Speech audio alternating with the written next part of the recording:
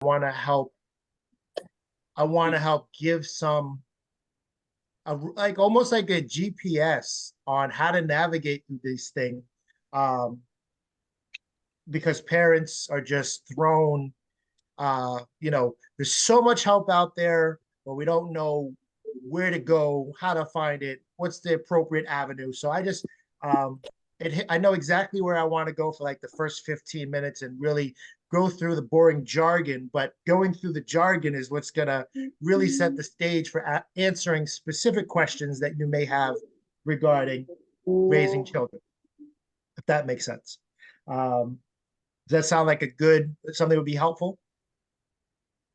Yes, sir. All right, cool. So I'm gonna throw out some terms. However you take notes, I know this is being recorded, so just review it when at another time. Um, I'm going to start with the actual helping profession, which is not parent coaching, and I'll explain the difference. So there is parent coaching, which is not part of the helping profession. There is therapy, which is part of the helping profession. There are there are therapists, there are psychologists, and there are psychiatrists. So um, I think it's important just to kind of start there because I'm coming in as a parent coach, and a lot of times it's like, what is that? What are you doing? So I am actually formally a family therapist. I got my bachelor's degree in psychology. I went back to school for a master's in social work. I went through all the training and licensure stuff to become a mental health professional in my state. I reached the pinnacle of that. I can supervise people towards their license. So I actually help graduate people and people postgraduate navigate this wild world because they're actually not, they don't even share with people going through the profession what to expect next. So um, it's I realize the difference between parent coaching and the term coaching itself. Quite easily anyone can call themselves a coach, and it's not a regulated profession. That doesn't mean it's a bad thing. It just means that the government doesn't get paid for it. It's kind of like it's still, in a sense, the wild, wild west in terms of anybody else can say, I'm a coach. Because coaching is a baseball coach, a basketball coach, an executive coach for business. People can just throw out the term. Even parent coach, when I first started, I was in a weird way thrown out a term that wasn't accepted. I was using myself as a parent coach since 2006. I've been saying that. So I had to look at what was my regulated field and look at their ethics and their laws. Now, ethics are just guidelines that you should follow. But if you break them, it's not like you go to jail. But if you get 10 people in a room and they're all therapists, 10 of them should have the same ethical way of doing something. And then there's the laws that if we break their laws, we lose our license.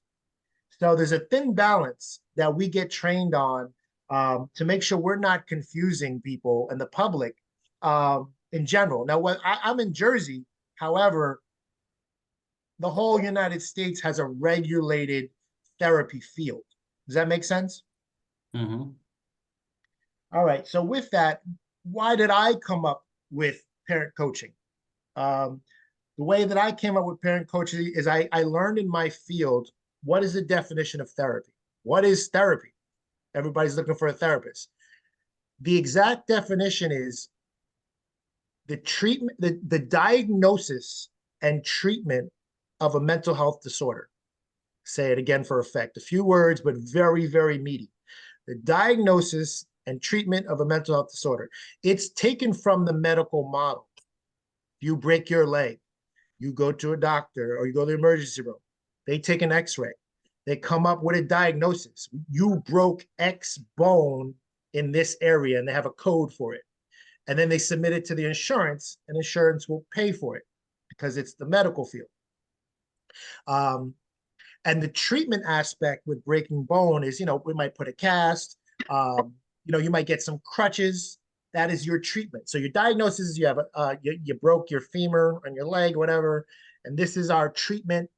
And the goal of that medical treatment is only to bring you back to the day before you broke your leg. That's what insurance pays for. That's all they pay for. They will bring you back. Let's say you're living your life at 0, you break your leg. Now you go down to -10, -50, whatever the fracture is. But then as you're working your way back up, getting the help that you need, insurance will pay for that help until you get back to 0. Once you're back at 0, they're like, okay, you're done. Like physical therapy, usually not covered under insurance. They don't want to see you stronger or thrive.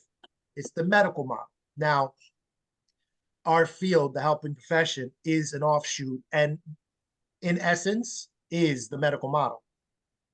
So when you go for therapy and they take your insurance, the first thing that person is doing is they're trying to say, what kind of mental health disorder do you have?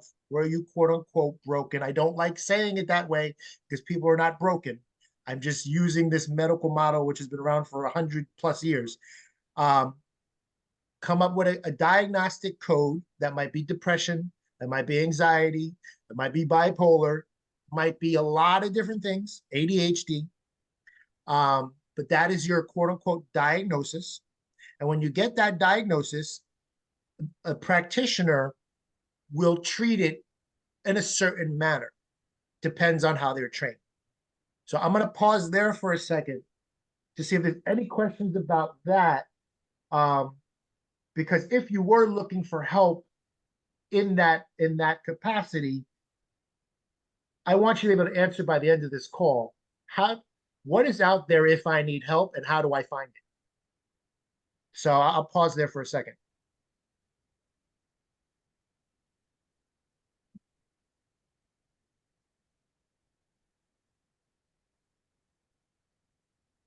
No questions. All right. So this is where I need a little bit of a breakdown of, I call it father type and your children's age ranges so that I speak the right information to, I'm a single dad, 6-year-old daughter. In the past, I also led a blended family. I was married, had 2 boys. They were not my children. I raised them for about 10 years. Things didn't work out with their mother. And they're now like early 20s or something like that at this point. But I'm not an active part of their life anymore. So what father type are you guys? And what's like your relationship status, and how old are the children that you have? So I can give you the most helpful information if you were seeking help in your area. Cool. I can start off. Before answering direct parent coaching questions as well. Right. I will leave you with like, that stuff. So who's in the room? All right. So obviously you know who I am, but for context, my name is Floor. Started single father, did that journey, now blended family. I myself have one girl who is 11, but within the blended family, the oldest is 22, 23, I think. So yeah, our young adult doing her own thing. Just watching over my 11-year-old.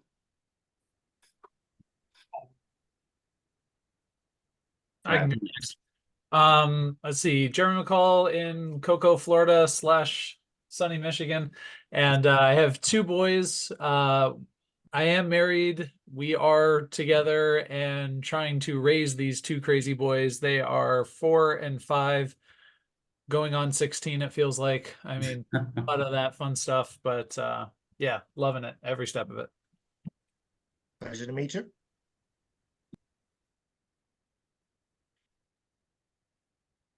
I guess I'll go. My name is Joel. I have one son. He just made 6 months. I'm not married, but me and his mother are together. And the plan is that we are looking to take that next step to get married at some point later this year. So congratulations. Nice. Nice to meet you as well. I'll go next. My name's Craig London. I have 2 kids. I got an 8-year-old and a 3-year-old. I'm currently separated. I have ADHD. My daughter has ADHD. Just when it was just my daughter, like I managed things pretty well. But now, like with my son, it's the two of them, it's kind of overwhelming. Thanks for letting me know. Appreciate meeting you.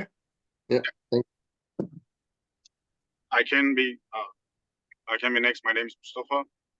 I have a 3.5 years old son. So his mom and I, so we separated 9 months ago. So they live in our marital set. But I try to keep him to care half of the week. So having a tough days because the divorcing process, it's getting hard. Her family is trying to put them the heart in. So my parents are not here. So that's why I'm here. Thank you. Nice to meet you, Mustafa. Come on, Dad Swag. I kind of know you without knowing you, so I feel like I could call you out. I'm sorry. I No, have no you're good. authority whatsoever, but I apologize.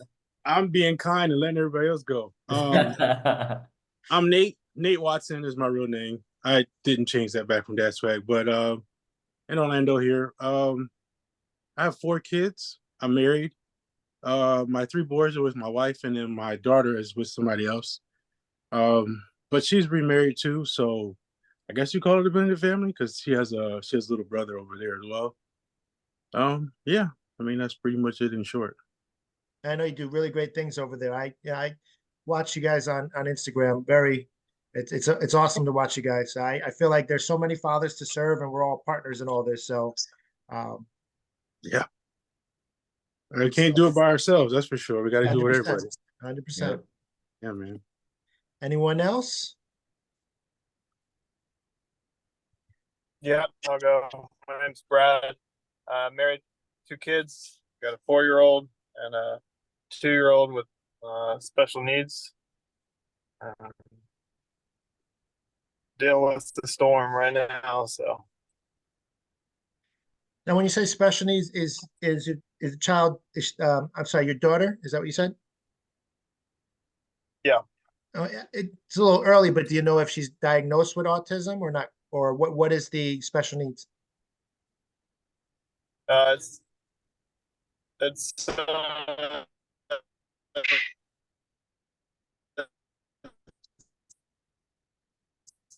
He's driving home, so he was kind of it came through a little staticky, Brad. not autism. It's something hard to say exactly, but it's not good. Go inside. I just pulled in. Give me just a moment. Yep, no problem.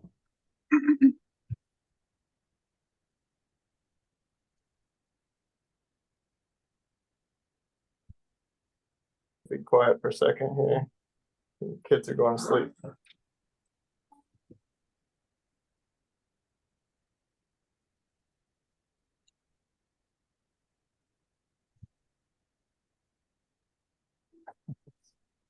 My daughter's here in the bed by herself. Can you hear me? Yeah. What was the question? Oh, with regards to the special needs, I wasn't sure if there was a specific diagnosis. Yeah, there is. I'm not quite prepared to divulge that. No worries. It's a sensitive subject, but it's not good. Okay, I appreciate you letting me know. All right, I think Nick is last. I was being nice as well, so I didn't want to step on anyone's toes. But so my name's Nick Izzy. I have 2 kids. I have a 3-year-old and a 5-year-old that's going to be 6 next week. Happy early We're birthday. actually, yeah, we're actually waiting on a diagnosis for my son. So we brought him to a therapist because we weren't sure if he was just defiant or if he wasn't having any trouble at school, but we were having lots of trouble at home all of a sudden. And so we got him tested for autism, and I think in the next week or so we'll hear back. But so we don't know anything about what the diagnosis is as of yet. I appreciate you sharing that. Pleasure to meet you. Now, I specifically want the reason why I'm not trying to be nosy is just in my state, I have this whole thing figured out. Everything from when is it appropriate to have a parent coach? When is it not appropriate? When do you seek out a therapist? When do you need a psychologist? When do you need to go to a child psychiatrist? So two other terms here, psychologist versus psychiatrist. Psychiatrists, the only reason to see a psychiatrist for children is if you plan on giving them medication. That's what that is, they diagnose the same way I do, but the way that they treat is with meds. Now, psychiatrists claim to do therapy.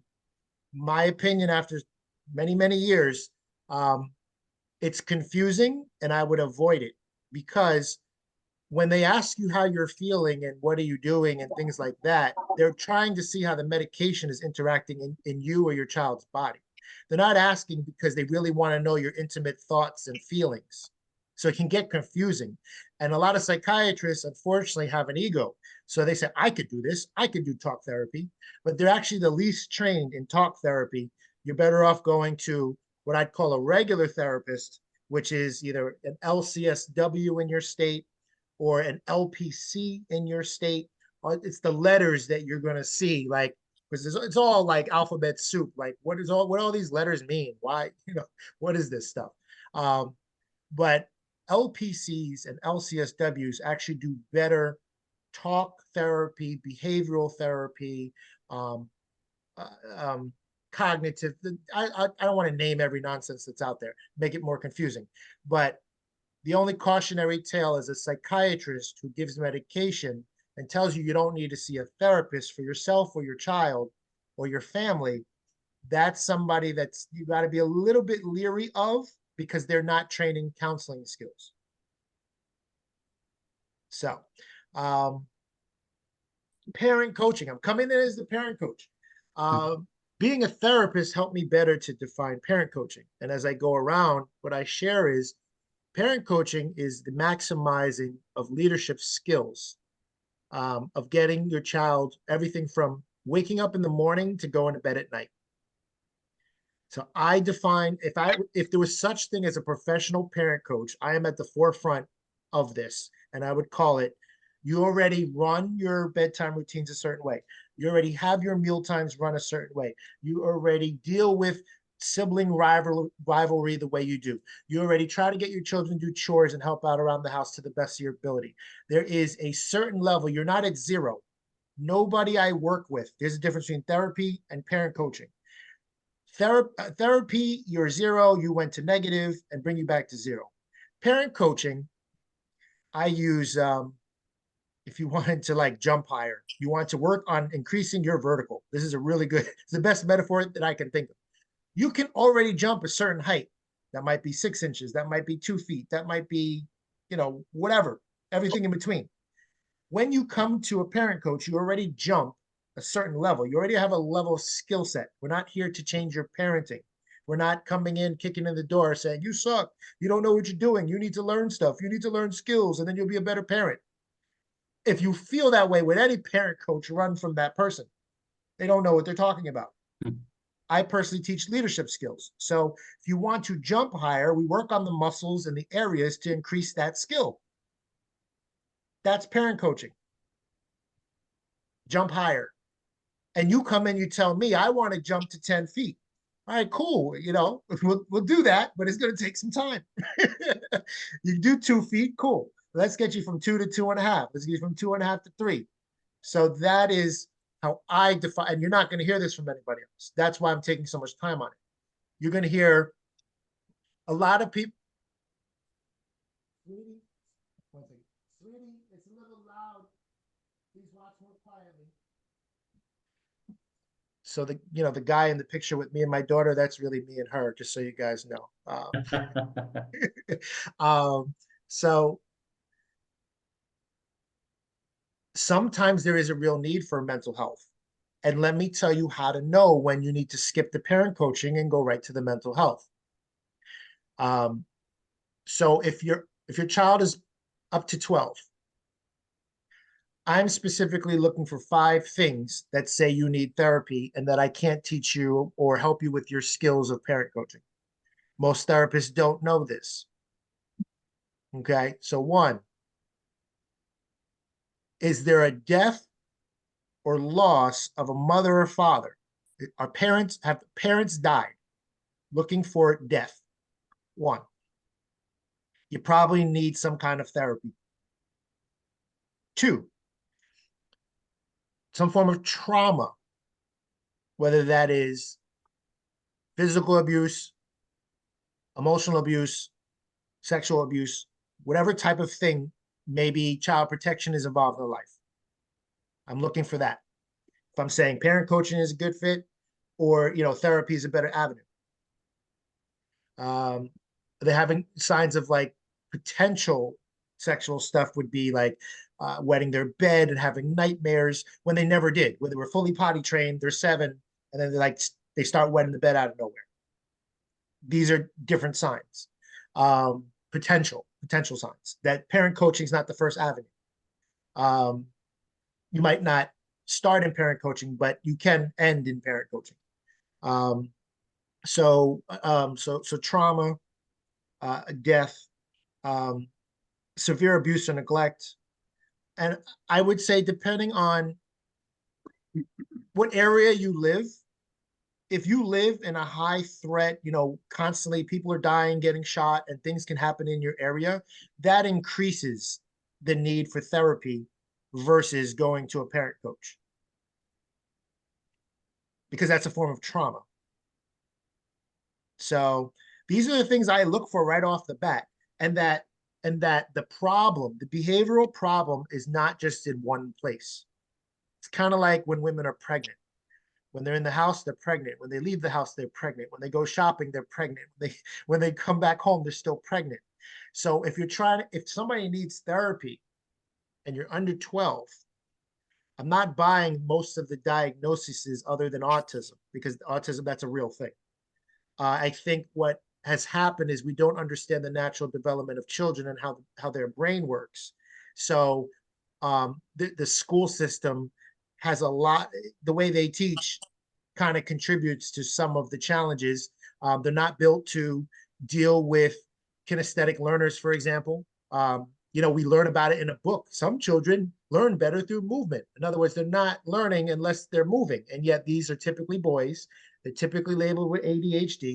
And then they get kicked out of the class when they're standing up to sitting down, but they might be auditory learners. Teachers learn about this stuff, but they don't know what the living, breathing thing looks like. So what's my point to land my plane? If you're under 12, if you don't have one of these 5, like really autism, abuse, trauma, the things that I mentioned, I automatically go to parent coaching first. If you're under 12, it's my first thought. Forget therapy, go to parent coaching. The problem is the therapists are not trained. I know the curriculum. I went through the system.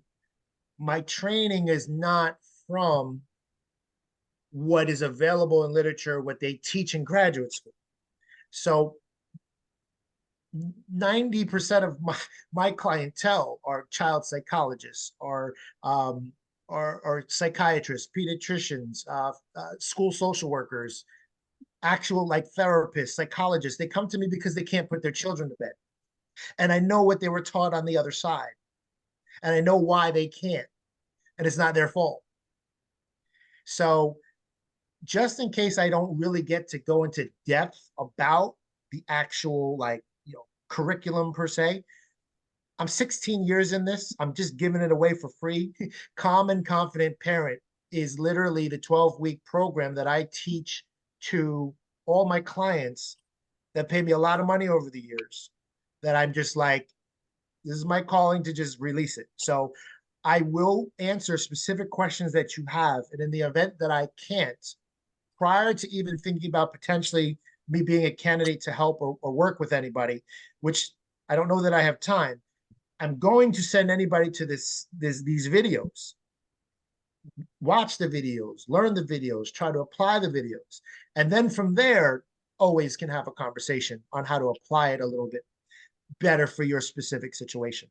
I work with children with all functioning levels, from severely autistic, can't move, can't talk, all the way to high functioning, and children that need therapy, children that don't need therapy. So I can tell you, hey, you might want to look at this professional, you might want to check this avenue, or here's a time you might want to do this. So another pause point before I start answering like your questions. I'm sorry, I don't have a question, but I have to drop now. So I'm really appreciate the call.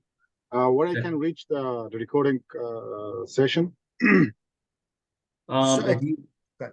yeah, oh no, sorry, Mustafa, if you want, because I'm gonna go ahead and I'm recording it now. Once it's, once we have it saved, whoever wants it, you can just message me and I can send you the recording. Because I want to keep connected. I Yeah, don't for want to lose sure. anything that what you're talking. Okay. Thank you very much. I appreciate that. I'm really sorry to drop right now. Thank you. All right, Mustafa, Yeah, have a one- good one. Yes, thank you. everyone here is in the sweet spot of the 3 to 12-year-old range, which is primarily where most people come to see me. Between 2 and 10 is ideal because I work from a prevention model. But it works as soon as they're like 15 months or so. I mean, my youngest client with parent coaching actually right now is a 5.5-month-old baby, teaching the mother how to do sleeping. But prior to that, the typical starting range of potential parent coaching, 15 to 18 months is when that could potentially kick in. So where do we go Awesome. from Thank you, here? sir. Yeah, thank you. Thank you. I appreciate it. Bio, education, a little bit of everything. All right, awesome. So I have some questions. I know we shared it, I shared it with you so you can just, to kind of see what's to come. But at the end of the questions, if anybody else has anything else that they want to ask at the end, please feel free to do so. And then I'll see if I maybe even share like where to reach Jason, if anything, if you guys have any questions, or his social media or website or anything like that. But sir, so thank you very much. First question is, I think, what are the most common like challenges parents are facing today? And based off your expertise, what is the most common challenges that parents are facing today, and how do you help them navigate through those challenges? I'd say on a practical, so 3 things come to mind, short phrases. One, getting children to listen. The number one complaint, I can't get my child to listen. How do I get my child to listen? And for me, I always look for a context. They don't listen in what particular area. They don't listen going to bed. They don't listen brushing their teeth. They don't listen getting dressed. They don't listen. Everything that I'm going to present is from a practical, everything that parents actually face, versus reading a book somewhere or something like that. I have been I stopped counting after 250 homes where I show parents step by step how to do this stuff. So one, getting my kid to listen. Mm-hmm. And then the other 2 I kind of pair together is where I came up with the name Calm and Confident Parent. The 2 major things that most people want when they're, the end goal is always, I want to be calm. I want to be able, I don't want to yell. I don't want to scream. I don't want to get upset. I don't want to get frustrated. I know my child's going through something, but they have big feelings and I have big feelings. And how do I manage and cope and lead them through those daily routines? So Calm and Confident Parent was literally the 2 things that I plug in. How to be calm, huge part of the curriculum. One of the only people who teaches that. How do you actually get calm? You can't snap your fingers. You can't take 10 deep breaths. There's a lot of counseling tools that people try to use. They're just very ineffective when the living, breathing child is in front of you. You're frustrated. They're frustrated. They're having a meltdown, or they don't know how to express what they need to express, and you're having trouble helping them express that. So, to be calm is core, one of the core principles, how to actually do that. And confident, funny part about confidence is it's kind of like, what's the other word I'm looking for? But to be confident, you have to have a track record of successful things where you accomplished what you were after. So people can walk around as if they're confident, but they don't have, if I put over 125 kids to bed, eight ranging from 5.5 months to 6, so I sound like an asshole sometimes when I'm like, this is not a problem for me. But I also want people to know that it's doable, because everything you hear, children don't come with a manual. This is, I didn't have any, guidance, growing up, or I don't know what it is to be a parent. And I think one of the saddest things for me is to live a life and not put out there that there are ways to do this thing. And it's more than just, we're all doing our best. Yes, everybody's doing their best. But one thing I bring to the table that's different is the therapy field, the helping profession. They care. Of course they care. If you don't care, your behind needs to be out of this business. You have to care. But unfortunately, you have to also be able to get results, which is something that is not as highlighted or important. Usually in sports, we value this more as men. We care to win a championship. Yeah, but did you win that championship? So I stand in front of you as I do this. It's a way of life. And so calm and confident, once you start getting some of these, you learn some of the skills, then you start applying some of the skills, you'll become confident because you'll start to create that track record. My in-home coaching program, which is not available anymore, 12 weeks, 3 steps. Step 1, I do it for you for the first month so that you know it's possible and what it looks like. Step 2, I do it with you. Stand here, say this, don't say that, move in this direction. I do it with you. Third, I'm out of the picture just watching. Say, yes, keep doing that. My goal is to get out as quickly as possible, because it's not natural for me to come in and take over leadership role when they're not my children. So I found a sweet spot. It's about 12 weeks that you can get in there, teach the skills, do it with the parent, and then get out, because that's how it's supposed. I'm not supposed to be there, is what I've learned over the past 16 years. So calm, confident, and children don't listen. I hope I can be a little long-winded, but that's my answer to the first question. How do I help them? I teach them the skills to be calm. I teach them how to give verbal directions effectively. Once parents give effective directions, what happens is your child may or may not listen. Why? Because they're not robots. And the percentage of time that children should be listening and not listening is 80-20. 80% of the time when you give a direction, they should listen within the first 3 set of instruction. It could be a verbal instruction, it could be a nonverbal instruction, it could be helping them move, a physical redirection. But typically, if they're listening when the first 3 directions, 80% of the time, that's success. Most people don't know that. Just that right there, that's success. Usually when I have to go into a home, parents are reporting that their children are listening anywhere from 10% to 20% of the time. It's inverted. 80% of the time, they're not listening within that framework. Never mind, I'm gonna close the door. So I think that answers the first question. Yes. Thank you, sir. All right.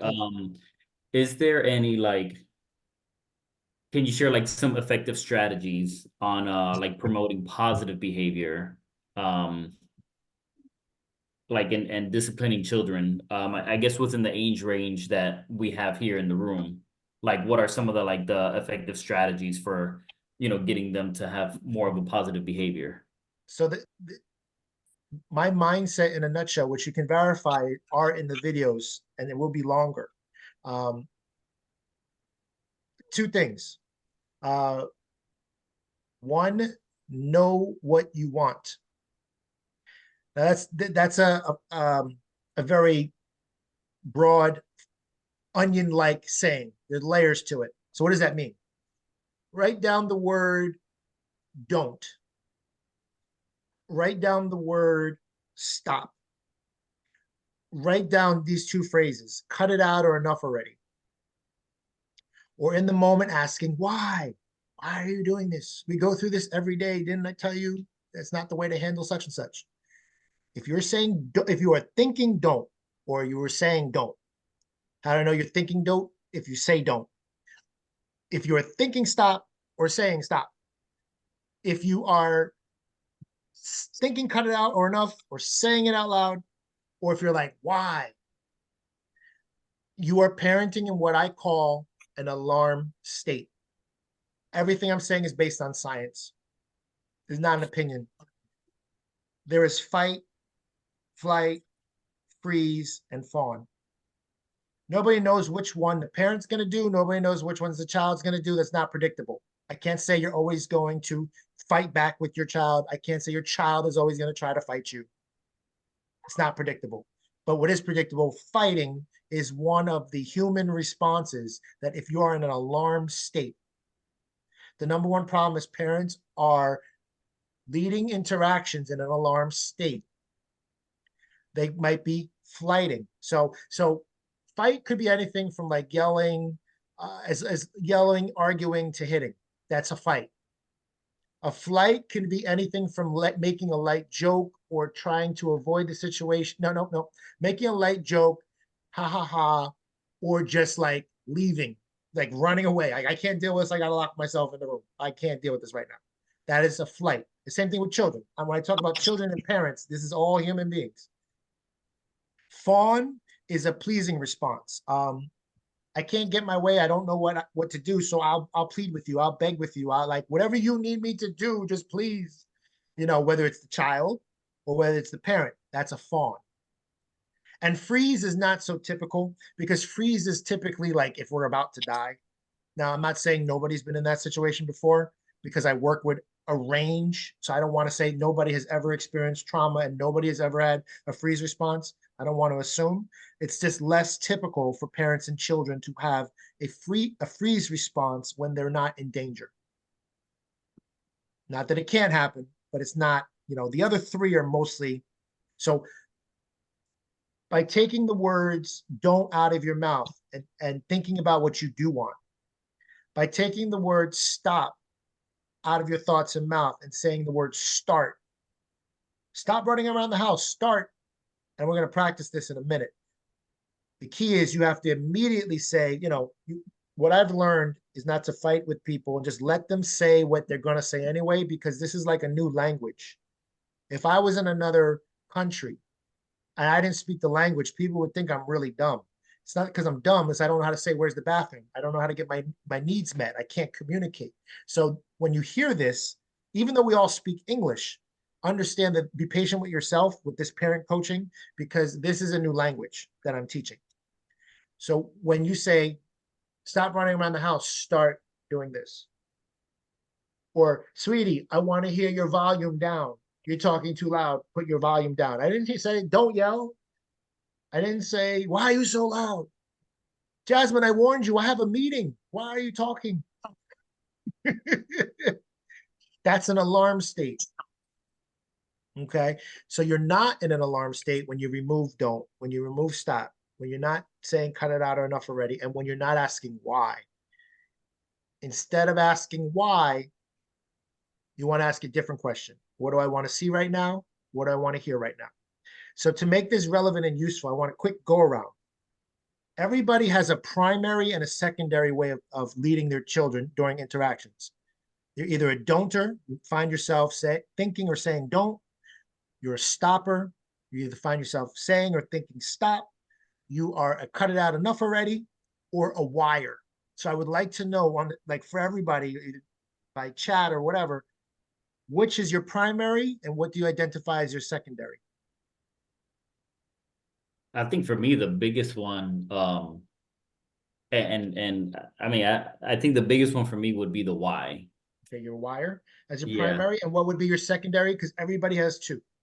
Oh man, I don't know. I guess I would really have to think about that. I mean, maybe don't. Okay. I think don't would probably be my second. Okay, a wire and a don't. Other people? I'm probably a stop and a don't. Okay, stop and a don't. Why and stop? Why and stop. Okay.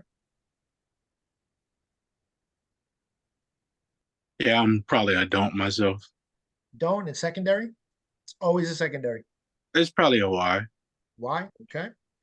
And Joel, you about to say something? Yeah, I'm still relative. My son is Oh, only you're 6 6 months. but Take it back.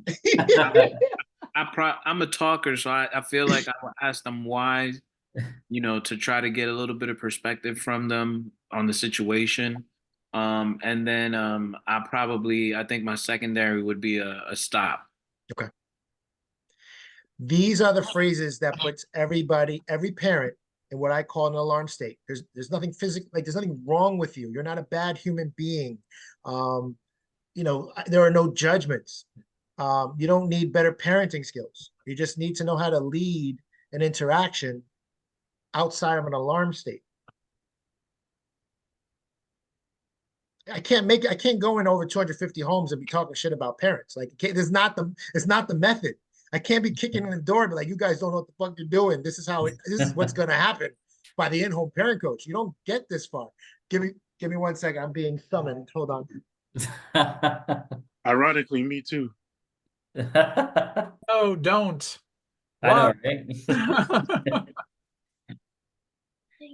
right? I think for a lot of us though, that's why, like a lot of us that are at the why is because we want to figure out like what's going through your head. Like, why would you do that? Why would I just come off of here when I stepped out and there be 10 Baby Bell cheeses spread across the floor with those red waxes like, why? What was going through your head? Were you weren't hungry because you just Right. ate? Why?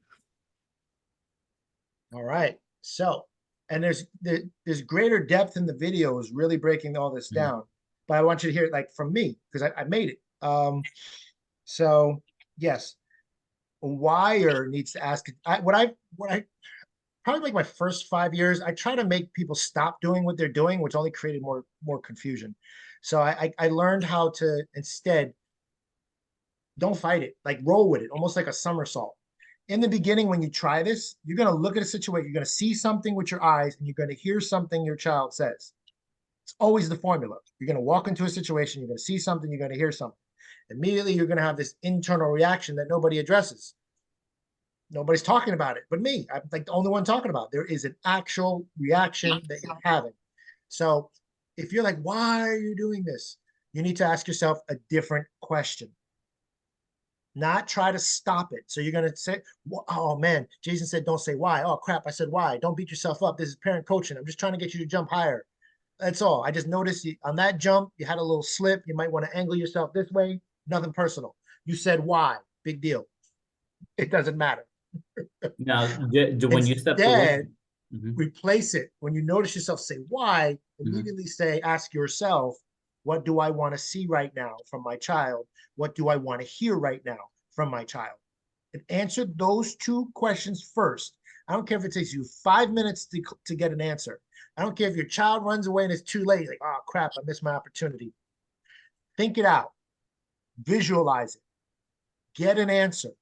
And then go and talk to the child. So a follow-up to that, when you stepped away, Jeremy brought up a good statement and an example. Like the why, for those who are wires, it's just mainly to just get some feedback from the child. Okay, like why did this happen, or why did you decide to do this? The example he gave is like, his child had, what is it, those little cheeses all over the place, the red Baby Bell cheeses. I stepped out of here for like literally 2 seconds, and all they were supposed to be doing was finishing up what they were finishing up the dinner stuff. And when I walk out there, 10 Baby Bell cheeses on the floor, and that was the first thing that came out of my mouth is like, why? Like, what was literally going on up here that just said, hey, Dad's on a meeting. Let's go ahead and just eat all these. That's cool. Like, did you think you'd get away with it, or did you think that like that? And that also happens in my relationship too. I ask why when something happens, because I just want to know, like, obviously it wasn't intentionally like malice or anything like that. So that's where I come from. I just try to get down to the root cause of it. But if I can, you said switch it with, what do I want to see or what do I want to hear? So if I were to, let's say that situation when I just walked out there, well, obviously I don't want to see 10 Baby Bell cheeses on the floor because those things are damn expensive. and nor should they need 10 Baby Bell cheeses. So where do I go from there? So one is 2020 hindsight vision in terms of that specific example. Right. But moving it forward, it's like you can go to the gym and you could work out and you might skip something. That doesn't mean all things are lost. You just go back on the next time and continue where you're at. So first, I would encourage you, I guarantee you, this is going to be your first attempt. After everyone hears this, you're going to start speaking a new language. So the first thing you're going to notice, everybody always wants to know, well, what do I do if, or what do I do when? First, you have to know where you are in space and time. And if you can't recognize, the most important thing that I want everybody to share with everybody tonight, because the videos are out there with more of a breakdown, I want to leave you with the actual way it works. The way it works is when kids start learning a language, they say the words wrong. And we say, okay, you know, this is how you say the word the right way. So you have to be patient with yourself. You're going to walk into situations and you're going to keep lying. Okay. Probably for the next month to 2 months. You're going to catch yourself now that this has been brought to your attention. It's kind of like when you buy a car. Before you bought that car, you never see that car on the road. And then all of a sudden you buy that car and everybody has your car in that color. You're going to start, every one of you are going to buy, except for the one with the baby. Everyone's going to be like, oh shit, I'm messing up. I'm saying why. I'm saying don't. Jason said, get rid of all that. Let's take the pressure off all of us right now. First, practice the first week of just recognizing, even confirming. You might think you're a wire, but then when your children are there, you might actually be a don'ter. So my first assignment to you would be next week, figure out which one is really your primary and which one really is your secondary. Either way, the solutions don't change. So if I walked in, I saw 10 Baby Bell cheeses, it's kind of, there are two forms of help. There's an intervention and there's prevention. The best way to work is from prevention. So you want to learn stop, drop, and roll before you're on fire. It's not the right time to learn stop, drop, and roll when you're in flames. So right now, I can't give you a prevention answer. How do I prevent that? I can only give you an intervention. An intervention is when the fire is blazing and you say, Jay, what do I do? Well, you get out the fire extinguisher and you put out the fire. Two totally different strategies, and you have to know that both exist. So the putting out the fire strategy, right now, you're not going to think is adequate. You're going to be like, yeah, but they already ate cheeses, and that's not a strong enough way of handling to make sure that they know that they can't do that next time when I'm in a meeting, blah, blah, blah, because I'm about to give you an intervention using the material that I gave you. There's a fire. The 10 baby cheeses are out. What do I want to see? I want to see so-and-so get up and pick up half of them, and the other one pick up the other half and put it back here, put it back in the fridge. I want to hear, Dad, if I would like some cheese, can I have some cheese, please? And then you would say, well, no, you didn't ask. Next time, this is more of a prevention. Next time when I'm in the meeting, come and get me, or wait till I come out and then ask me for some cheese, and then I'll say yes. But right now you can't have cheese because you did it without asking. Tomorrow, the next time you want something, then you can. So intervention is cleaning up the mess. Doesn't sound powerful enough. Doesn't sound like it's doing anything for the children. And you're right, because it's an intervention. It's putting out the fire. But the prevention is setting up the stage for the next time when you're busy. Doesn't matter if it's a meeting. You could be in the bathroom. You could be reading a book. You could be on your phone. And you're teaching them what to do differently next time. Hey, next time you want something, make sure you ask Dad. Say, Dad, can I have X, please? Now, in the beginning, you want to make sure that that works. Even if it's an inconvenience, you have to say yes, yes, yes, yes, because children do what works. If it doesn't work, they don't do it. It's kind of like a mind screw, because we'll watch our child potentially throw themselves on the floor, scrape their knee in front of everybody in the store, and get, scratch their knee, it's bleeding, for a Snickers bar. We're like, Jay, I need to take him to therapy. Like, no. You don't need to take him to therapy. Children under a certain age, definitely under 6, 10, questionable. but you need these tools where you got to understand they want what their formula is this children's formula. I want what I want and I want it now. I want what I want and I want it now, period. End of story. Don't analyze it. Don't try to man search for meaning. We don't need to find something deeper. They do it because it works. So if I can take something without asking and it still works, they're going to use that method until they're shown another method to practice to replace their old behavior. And once they practice that new behavior enough and show that that new strategy works better than their strategy, they'll adopt your strategy, but not a moment beforehand. Awesome. Thank you, sir. I'm gonna be practicing some things. I'm working on my first assignment. What kind of what is it? An alarm state. Which kind am I? 1, 2, 3, or 4? The donor, the stopper, enough already, cut it out. They're like cousins, and a wire. I'm gonna be really focusing on that when I get my daughter next week for sure. All right, next question. So how do you approach empowering parents to build like a strong, nurturing relationships with their children? So partially I've modeled a little bit of it. I hope, even though I didn't specifically say this, I hope I'm going to say it now. You don't need parenting skills. You don't need parenting skills. You need leadership skills on leading your children through various routines and activities. So I'm saying it directly. So when you're internalizing and taking things personal, not for me, but just walking around as a father, walking around as a mother, walking around as a parent, everybody wants to shove parenting skills down I'll include me. They want to shove it down our throats like we're somehow broken. And if we just go to read some manual, get some training, all of a sudden we're going to love our children better. Nobody can teach you how to love your child. They can't. I can't. You run from the person who says, I can teach you how to love your child better. That's bullshit. We can't. What I can teach you is how to stay calm when your child upsets you, how to teach your child to use their words when they're frustrated to get their needs met instead of throwing things on the floor or hitting or things like that.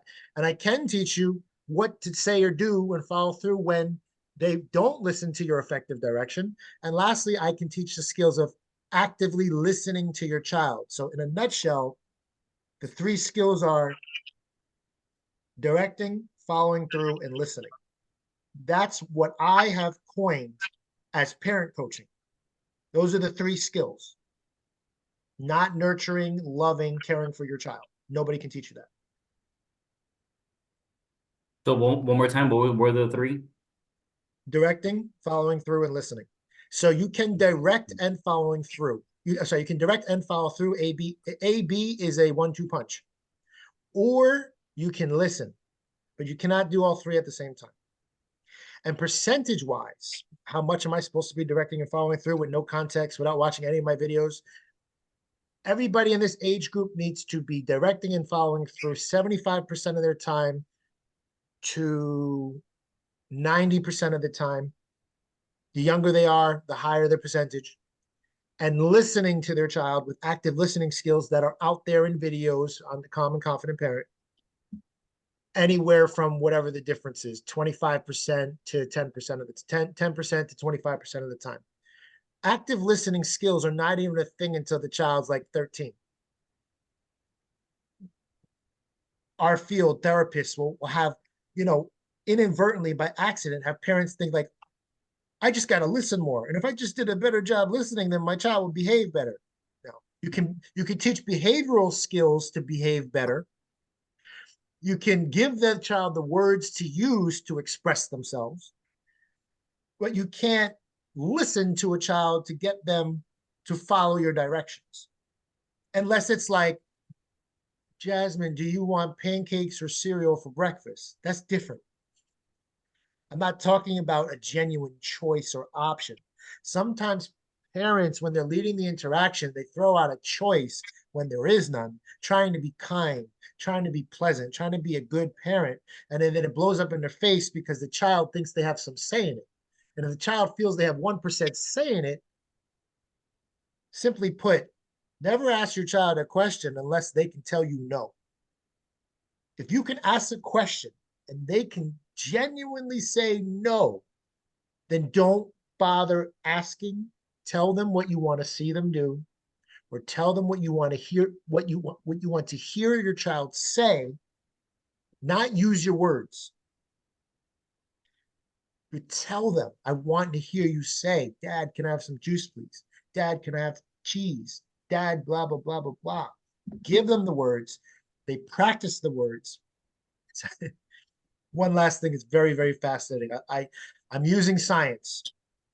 If we look at every child before they know how to speak, and we were going to try to teach them how to say water, we have no problem doing this. They're so young, they're so cute. They're like, child comes in and goes, we'll be like, water, water, say water, water. Look at the water, hold the water. Water's wet. We say water 100 fucking times. We have no problem training children when they're young and they're cute to talk certain words. But then all of a sudden we're like, you know what? You got what? 100, 200 vocabulary words under your belt? You're good to go. Make friends, formulate relationships, figure it out, use your words.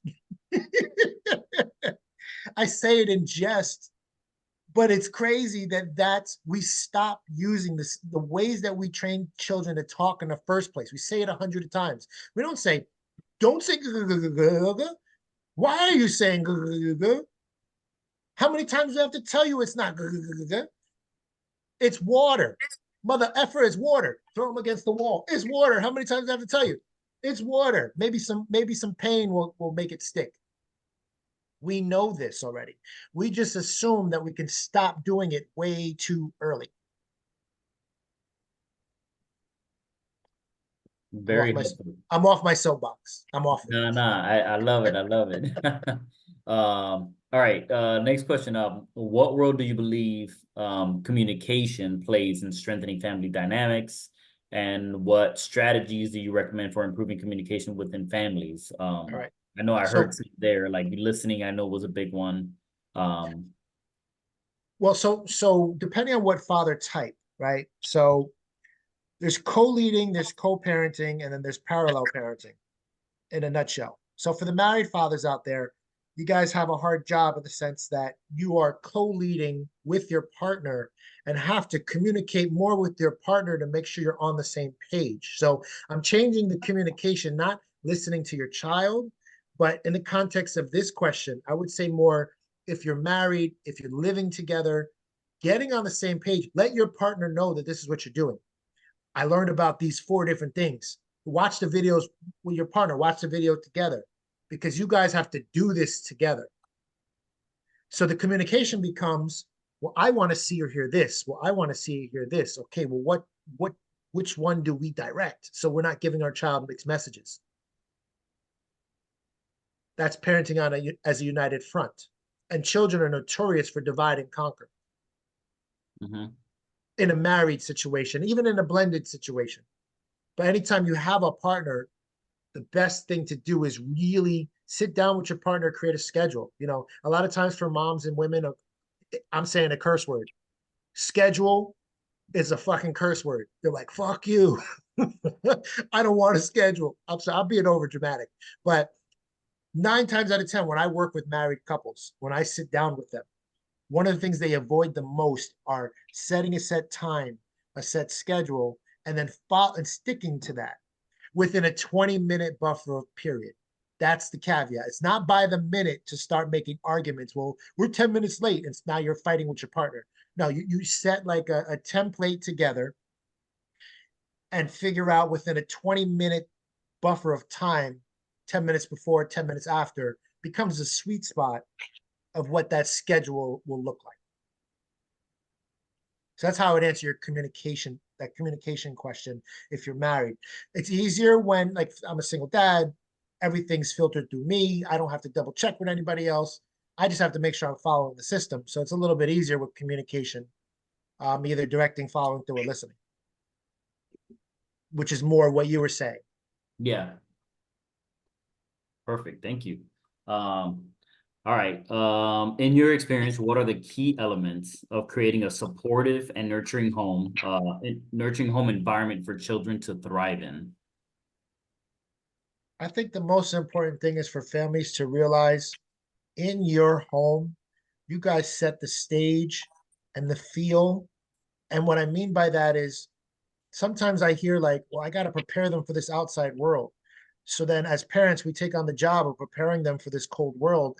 And what happens is our child, unfortunately, doesn't see the consistent, caring, nurturing love because we're trying to prepare them, that they miss the stability that they need that actually prepares them for that cold war. Knowing that a child can come to you and tell you about their day when they come home from school. Johnny punched me during recess. Yeah, we want to go. We want to fight. And like, why are you touching my child? Like, what are you doing? No, no. Well, that's a listening thing. Well, what happened? Preparing your child what he or she could do differently next time. But just knowing that your children can come and tell you something, making sure that you're giving them clear, concise directions. This is preparing them for the world, not setting up this stage of like, I got to be hard on them because the world's going to be hard on them. That's the saddest thing that I see that parents do by accident.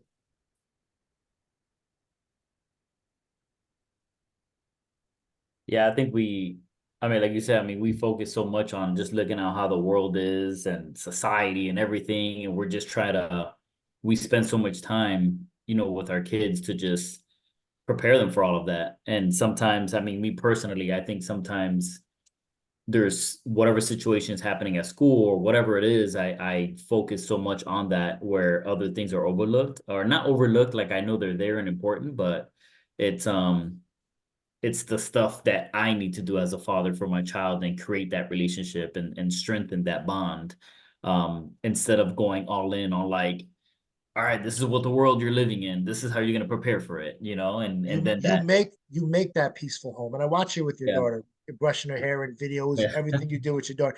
You're yeah. creating the space that's what she's going to use with picking a partner. That's what she's going to use with formulating friendships. That's going to be her what's called love maps that are imprinted in their brain, that they're like, I don't know why, but I'm just kind of drawn to that person, Mhm. and it's not always looks, it's characteristics, how you made them feel. Mhm. So you're doing, you already know, Flora, you're kicking ass on that Yeah, thank you, front. sir. I You already appreciate it. know. And just through association with Flora, I know all you guys are as well. I was gonna say that it's because I have my range is 9 to 15, my oldest, and that was the first thing I worried about when I'm in high school, was how these kids are gonna potentially, go at him because he's a freshman. But what I began to realize, because now we're almost at the end of the year, is it didn't matter because at the end of the day, he knew he could come and talk to me, to mom. He knew where the love was when he comes home. All that stuff, he gets beat up during the day, but he gets re-energized at night. And I think all the family ends up doing that. You know what I mean? Like wife, the other kids, they're the same way. They come home, they get recharged. They know it might be a tough day, but they go back out the door and they handle it and they come right back. You know, so I think it's important. It's definitely how you treat them, how you do at home, definitely makes a big difference out in the world, for sure. I love that, buddy. Thanks for sharing that part. Yeah, I'm sure you guys worry about your kids too, because I'm just in a weird space with being the little, and then got the oldest, and I used to worry about the oldest going through all these things because he goes through it first, and then the other ones kind of like follow right behind him. But it just shows that everything that we're so tight here, when they get in the world, the world beats them up. They have bad days, they come home sad sometimes, but they get re-energized when they get home, and they go back and handle it the next day. It's great. It's great to see, for sure. Never forget that you guys have that power. I almost wonder if people just don't believe that it's possible. You can have a safe space in your home, complete peace, complete harmony. And yes, they're going to go out into the world as long, like you said it best, Nate, they can come back to that home. Yeah, Yeah, I love that. Like what you said, Nate, is and it's kind of like a reminder, you know, what we do as parents and what our kids go through when they're not with us, and giving them that place to come to, like you said, like to re-energize. And that's a good reminder because sometimes, you know, I stress so much about like if she had a problem at school and then now she's going the next day. And it's like I kind of put that so much of a focus that when she comes home, it's like a top of mind again and I spend time on it.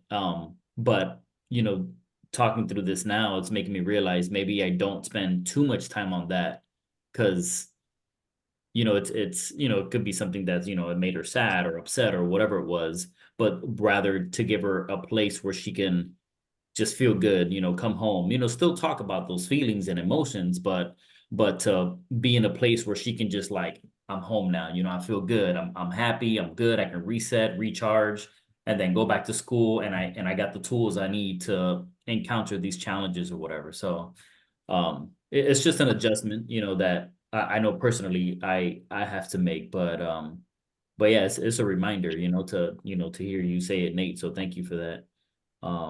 Yeah, awesome. Does anybody have any questions at all for Mr. Jason? Want to give something for Joelle though. Only because I just recently started doing parent coaching with a 5.5-month-old baby. So my checklist with the mother, and this would be useful, mother, father, interchangeable. And you know this already. So, but my checklist to highlight is the feeding, the changing, and when to be held. You know, sometimes parents get this idea that like, oh, if I just let them cry it out, or the first year of their life, you have to constantly let them figure out if they need to be fed, changed, or held. And it's one of the three. I don't even look for when they're tired. I'm not looking for cues of tiredness. That's something when they're older. And they're 2 years old and whatever, you start worrying about, oh, are they tired? Are they cranky? You know, but feed them, change them, hold them. That is your Bible. When you're not sure which one it is, probably hold them. Go to them every single time. You're not spoiling your child. I'm not saying you think any of this. I had a session yesterday where the mom was probably 6 inches away from the baby and didn't understand. I said, look, close your eyes. Cool. All right. So I was like, now try to find me. And I moved maybe a foot away from her in a different direction. She's like, this is crazy. I don't know where you are. I'm like, look, more or less, that's how your baby is. They can't see very good. They're walking around, they're in this cold world alone. And that's the best experience that I can share that they're going through. That you have to, I know you're 6 inches away. I'm talking to the mother. He needs to be held. He's huffing and puffing and making noises because you're not holding him. This child was in your womb for 9 months. Tight. I don't mean to be graphic, but very comforted and tight. And then that's gone. So if you're not already doing it, always go to your baby. Always hold your child. You're not spoiling any baby under a year old. You're not even spoiling a baby after that. But I'm just saying, parents start to wonder, like they start thinking, should I start doing things like, oh, let them cry it out? 15 to 18 months. And if you're going to let them cry it out at 15 to 18 months, be on the same page with your significant other. It has to be a joint decision. If it's only one person's vision and not both of your guys' visions, you guys are going to fight. It's going to be a problem. So I wanted to leave you with a nugget as well, Joel. Thank you. I appreciate it because I'm kind of like in this weird space where I'm trying to like sort of let him develop his own forms and styles of how he wants to communicate and when he wants to communicate. And now he's expressing himself a little bit more where if he's uncomfortable, you can tell because he's making a little bit more noise. If he can't sleep at night,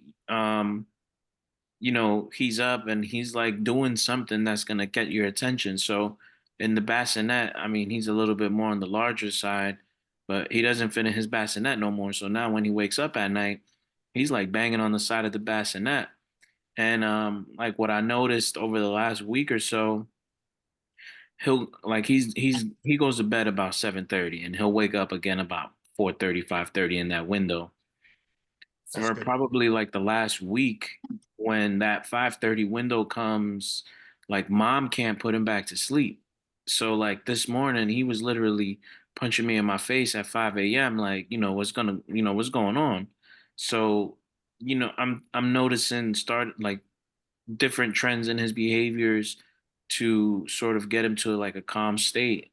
So everything that you said here was really helpful because now I got a lot of things in my toolbox moving forward to look forward to. I'll give you one last one too. When you hold your baby, as long as you're calm, you have to be calm. Hold the baby's head near your heart, because what the heart does is a rhythmic. As long as you're not calm, I mean, as long as you're calm. If you're not calm, it's like bum bum bum bum bum bum, bum. It's going to be all erratic. But if you're calm, your baby will follow your lead, and that extends all the way to every child on that. Everybody on the screen can gain value from that. But bring your child by your heart, and boy or girl. It's a boy. So boys sometimes like the football hold carrier for some reason, but there's something to football hold as well as being by the heart. You have to experiment. You're going to know your child best. But I just want to throw it out there that that is a way to soothe if you don't necessarily want to give a pacifier. I made the mistake of I gave my daughter a pacifier, and then it became I didn't truthfully I knew how to stop it. I just didn't like that she was crying and wish I never started. So I successfully there was no problem with removing the pacifier, and if you use it, that's fine. You don't have to kick yourself. But one of the ways that some people like the pacifier, some people don't, is that rhythm, that body rhythm becomes the soothing, because we can't put stuffed animals in the crib. We can't, they're bored as hell. Maybe a little music or something to Yeah. settle him down. But I digress. It's only because I'm fresh off the plate, hot off the press of working with this mom. So hopefully that helps. Yeah, definitely. Thank you.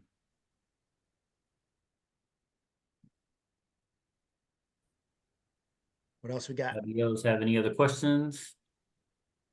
I love this. Thank you guys for having me. I don't get the opportunity to share this much, so I just bottle up inside. I mean, Flora, you see me on the meetings. Do I share any of this? No, You wouldn't even know that, you wouldn't even know that I know this. I run a whole group and nobody even knows this is what I bring to the table. Sorry, go ahead. I was going to message Joel this privately, but I think everyone could use it too, especially if you have the little ones that are that younger. When we taught them just those basic signs of like, hey, more or eat or all done was another one. Dude, they were so frustrated, like crying all the time. And as soon as they learned those, they knew how to communicate what it was. And God, I sounded like Miss Rachel whenever I was doing it. But hey, whatever, like all done, right? But that sticks with the little ones. And I don't know if that helps, but I was just gonna message you privately, but then I was like, hey, maybe somebody else could use it. So Yeah, no, definitely. Like that type of stuff, like the pot, like I've noticed whenever I talk to him, I talk in like a higher pitch because I'm like, I want him to know that I'm coming from a safe space. I want him to know that I'm coming to sort of like find common ground communication wise because, you know, I'm a new parent, but I'm like an older parent. I'm 35. I'm having my first kid. A lot of my friends, some of my friends had their kids in their teenage years, and some of my friends had their kids in their 20s. So like I'm listening to different stories. Some of my friends, their kids are like getting ready to go to college. I'm like, man, I gotta make sure that my relationship with my son is solid. So like I find like you coming in like Miss Rachel and there's the Spanish ladies like Isa, you coming in like Isa and you talking like them, and so it does work though. A lot of those things do work. You're not old, dude. I mean, I had my 3-year-old 3 years ago. I'm 47, so. And I had my first daughter at 38 when she was born. Me, let's see. I got married at 35, 39. Yeah, 39 first kid. I felt old. I guess coming from New York, everybody's shaking and moving at a young age. So I think that's what it was. No, but it's true. All of our classmates went out and got like hooked up and shacked up, and they all started spawning off little ones. And my Mhm. wife and I are like, "Damn, well, we don't want to follow that one. We want to be financially It's never going to be the right time. Just make sure you have your ducks in a row, or at least not in the back of a cop car, and I think you'll be good as long as your heart's in the right place and you've got a good support system, which it sounds like you do, man. So For sure. It's been Yeah, I'll second Jeremy on that sign language. I think that's very, very important to teach young children. My sister-in-law, she's fluent in sign language, so she taught her son, and that's why I became a believer on it. And her son was having full conversations with her before he could even talk, so she knew exactly what he wanted. And so we learned just the basics, and it was like a night and day because you could see kids that were frustrated trying to tell their parents exactly what they want, but they can't talk and there's no communication. So it's super key if you can learn that early. Jason, what did you call it? Co-leading a united what?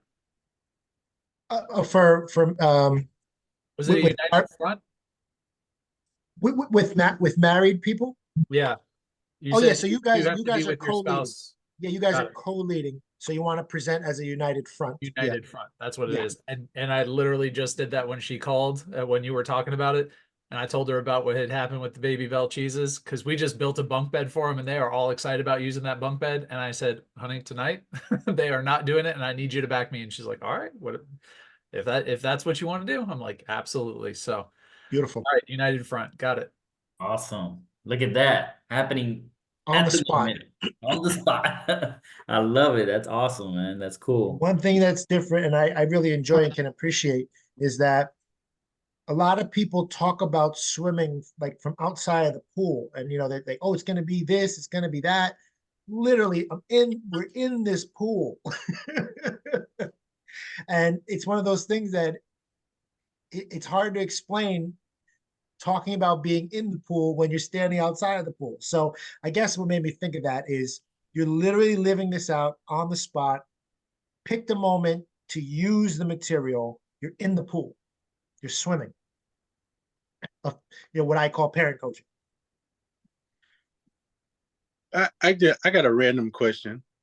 This is my issue with my middle kids, my middle two, trying to get them to try new things, like foods and well, not really sports. I can get the one to try sports, but things like that. Trying to lead them into new things that they're afraid of, and even if they see me do it, they still give me that. I'm not trying that. Well, are we talking food? I don't know if that's food or activity. So let's just stick to the food one, right? So my 12-year-old and not my daughter so much, my 9-year-old. So my younger two, try to get them to try new things. My 9-year-old is a little bit more experimental. My 12-year-old, once he doesn't like it, he remembers it forever. He's like, nope, not doing that. Not even going to try it. Not even going to give it another chance. I don't know how to break that. But, I told him, I was like, because he's in middle school. I'm like, there's going to be a point where you can't eat the same exact things over and over. Like we can give you things to compensate. Like I can give you greens in a glass that you can drink. You know what I mean? So he's not lacking anything, but I wanted to begin to experience stuff and try stuff again. But he seems too afraid all the time. All right. So I would take out a piece of paper and with your child, have them do this with you, top 5 vegetables that he likes, top 5 fruits, top 5 meats, top 5 to 10, whatever, snacks, desserts. So it's like this comprehensive list of food that's not trying to say like, I see you have a problem with this food. We're just getting a sense of your taste, of all the foods that you may or may not like, put it on the list. And then if there's something that you want to add to the list that you want to say, you and your partner or you, I don't remember, I'm sorry, which father type.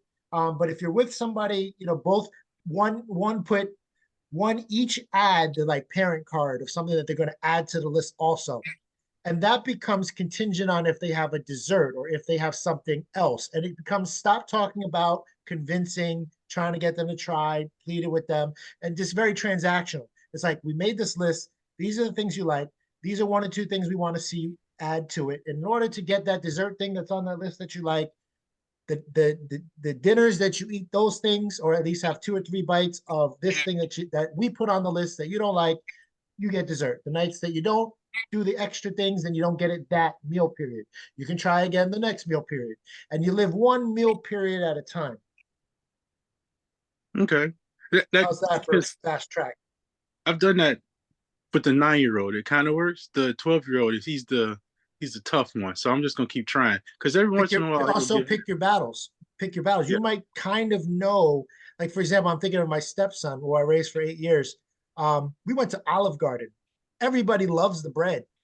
This kid was just like, I'm not doing it. I'm not doing it. I just don't want to. For no reason. Olive Garden bread. You know how tasty that thing is?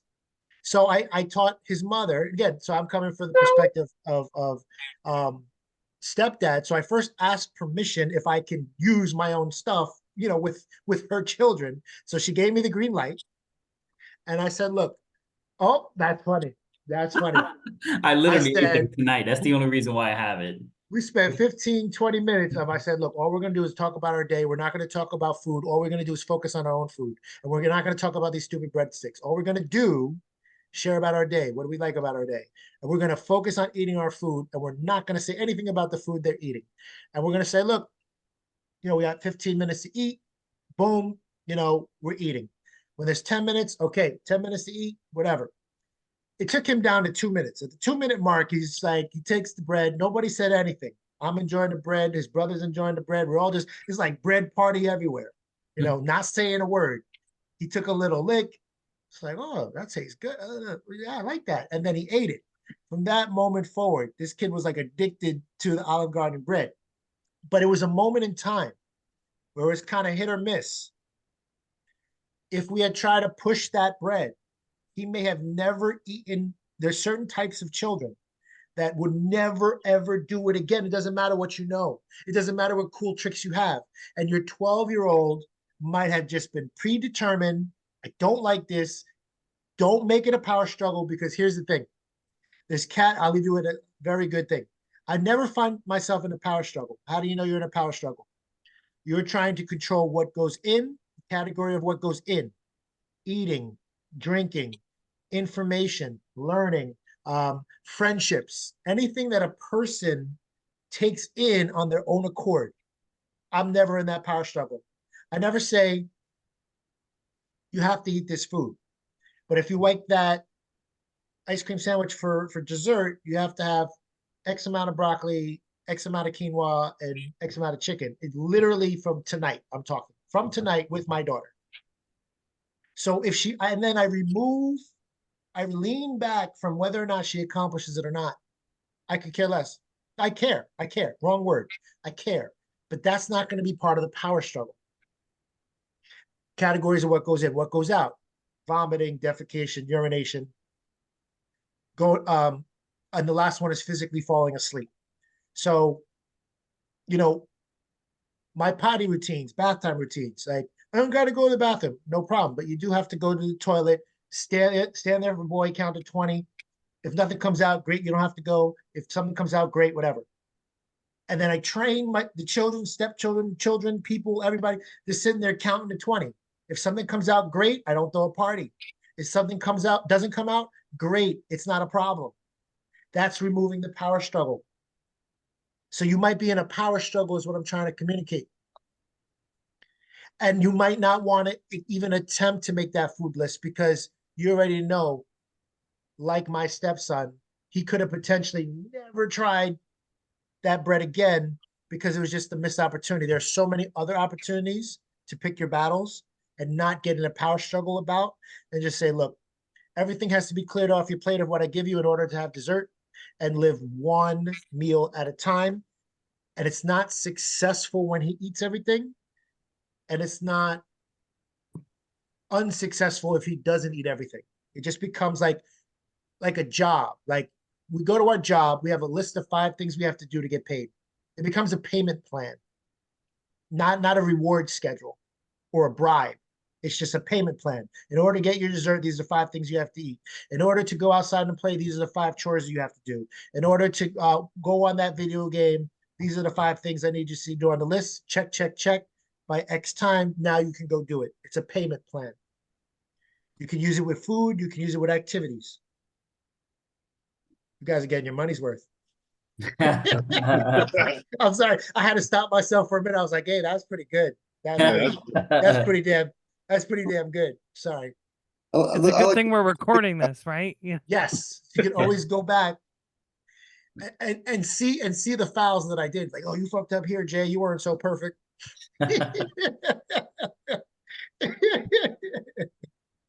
I heard you say don't to your daughter in the background. I know you did. Hey, don't beat yourself up about it. Don't beat yourself up about I it. won't. Oh man. Where are we on our listing?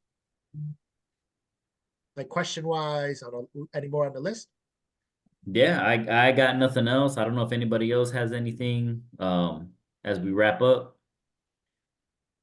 But I mean, Jason, I mean, first and foremost, thank you. My pleasure. For jumping on and just, you know, helping us continue to support the fatherhood community, you know, no matter where you are. I know you're in Jersey, but I know we all, you know, think alike and stuff like that with providing that kind of support and being there for fathers in ways that they need us. So yeah, I appreciate you and for everyone to jumping on and being engaged, asking questions, and just I don't know, just taking a page off of Jason's book. I really appreciate it. And now, Jason, where can they find these videos? Wait. Say that again a little louder. Oh, What did you say? Say what did you? No, I want to show off a little bit. What did you just say? Yes, I'm showing off. What did you say? Said Jason's a superhero, right? Yep, Jason is. Wait. She said I miss you, but she knows this is the latest she's ever been up in life. Oh, right. Yeah, I know. No. New Year's Eve is the latest. Well, yeah, of course. New I Year's will be Eve. there in 5 minutes. Go ahead.